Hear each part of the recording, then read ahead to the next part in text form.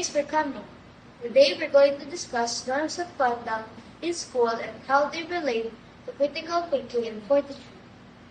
Let's start with norms of conduct. Mr. Gonzalez, can you kick us off? Absolutely.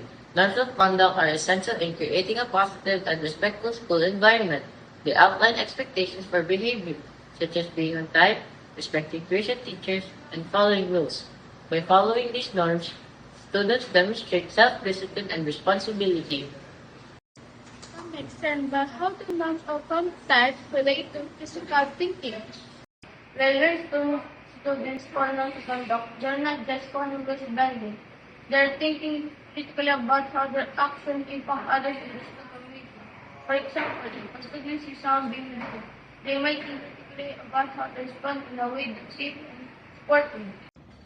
Exactly. Critical thinking is about analyzing situations, evaluating information, and making informed decisions.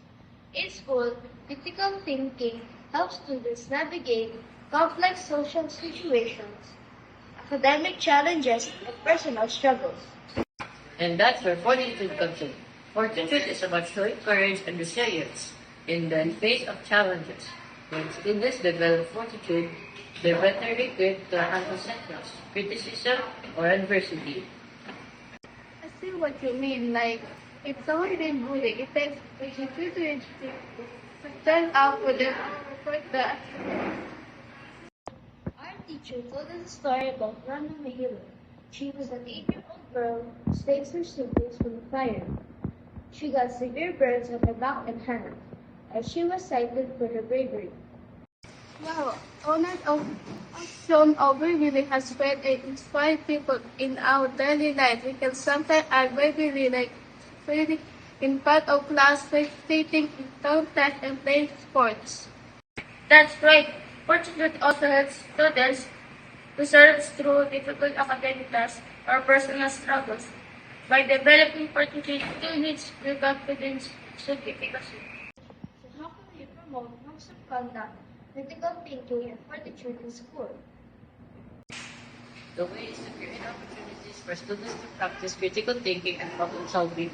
We can also model and teach norms of conduct and provide support and resources for students to develop fortitude. And what about when a student makes a mistake? How do we handle that? Mistakes are an opportunity for growth and learning. We can use it as a story practice where students take other action, make amends, and develop strategies for improvement. I think we're all on the same page. Let's work together to create a positive and supportive school environment that promotes norms of conduct, critical thinking, and fortitude. Agreed. By working together, we can help students develop the skills and character they need to succeed in school and beyond. Certainly, I'm looking forward being part of this effort. Me too. Let's make it happen.